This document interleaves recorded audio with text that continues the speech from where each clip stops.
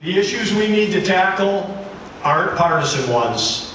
In some cases, they aren't even political. At the top of that list, securing our water future.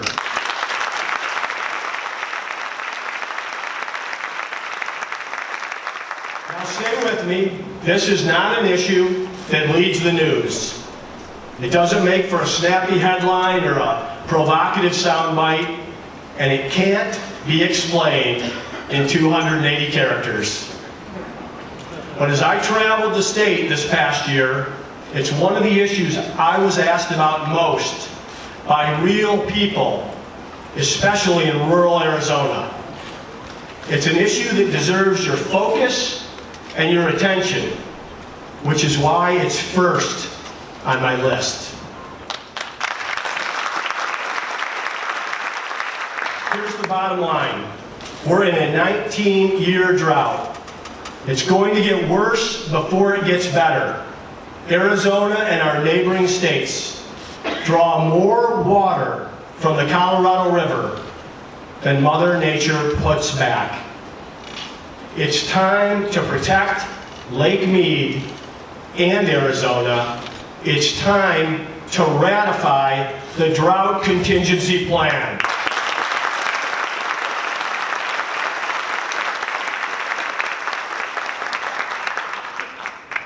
And we have 17 days to do it. Doing so will require compromise. No one stakeholder is going to get everything they want. Everyone is going to have to give. And I've been impressed by the willingness of those involved to do just that. It's been said, whiskey's for drinking. Water's for fighting. We have two leaders here today who've got the scars to prove it. They are giants who deserve the credit for getting Arizona to this point, not to mention our gratitude for their lifetime of public service. Governor Bruce Babbitt and Senator Jon Kyl.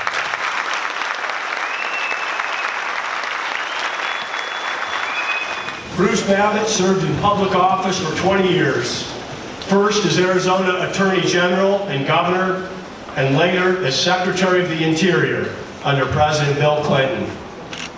Jon Kyl served Arizona in Congress for 26 years, including 3 terms as a U.S. Senator. Then, when Arizona needed him most, he returned to the U.S. Senate last September. Governor Babbitt and Senator Kyl have shown us the path. Working with others, setting aside differences, putting our state and the greater good first. Now it's our turn to do the heavy lifting. This issue is important and it's urgent.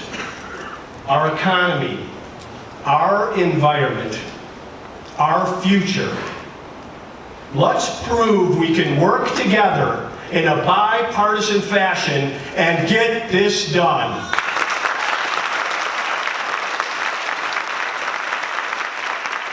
Education and our economy go hand in hand. Many of us remember a class back when we were in high school called SHOP. It's where a lot of good people discovered a passion. They turned into a purpose and then a pretty good paycheck. Our education leaders are creating the SHOP classes of the 21st century. It's called Career and Technical Education, CTE.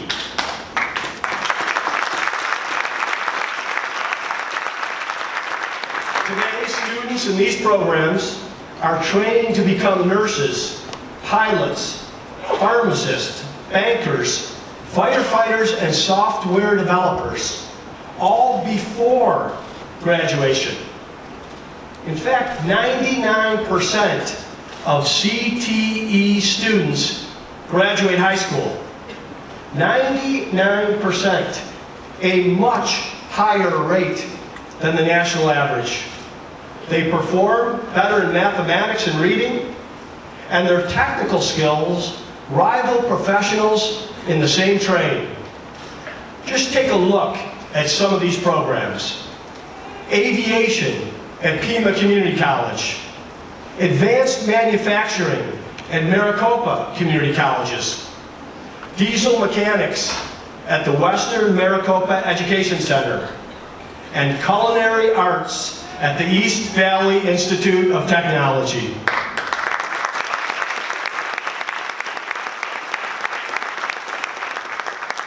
Today, we have more jobs available in the state of Arizona than we have people to fill them. Whatever and wherever the skilled trade is needed, Arizona is prepared to meet the demand.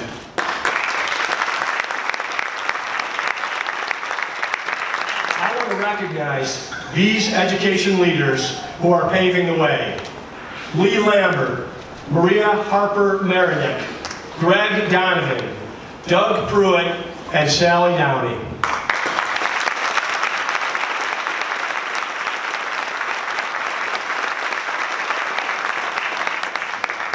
These are programs we plan to build, expand, and align with the jobs of tomorrow. And my budget will do just that. If people want to work, let's let them work. 100,000 people will move here this year. There's a job available for every single one of them. Lots of them are trained and certified in other states. Standing in their way of earning a living in Arizona, our own licensing boards and their cronies who tell them, you can't work here, you haven't paid the piper. Let's stop this foolishness. Pass Warren Peterson's bill to grant universal recognition for all occupational licenses and let them work.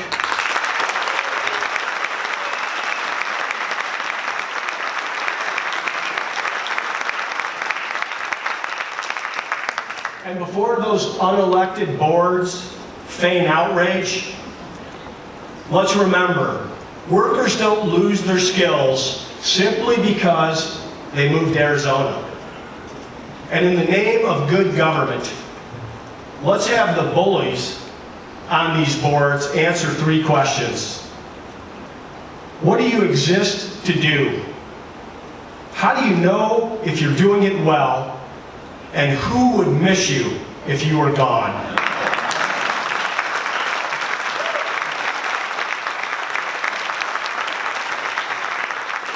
There is dignity in all work. Last fall, I visited our state prison in Buckeye, Arizona.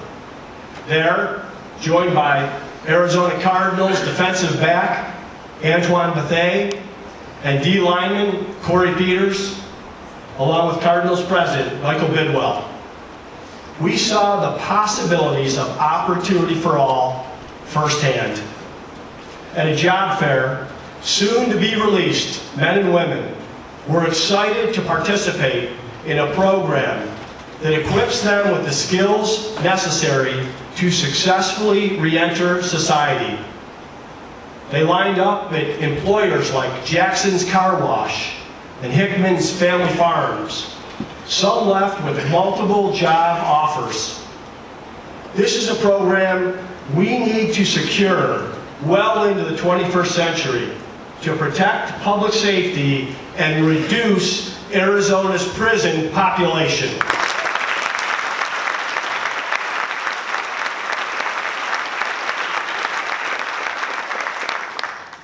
Arizona's economy is booming. There's no doubt about it. We've already added nearly 300,000 jobs in the last 4 years.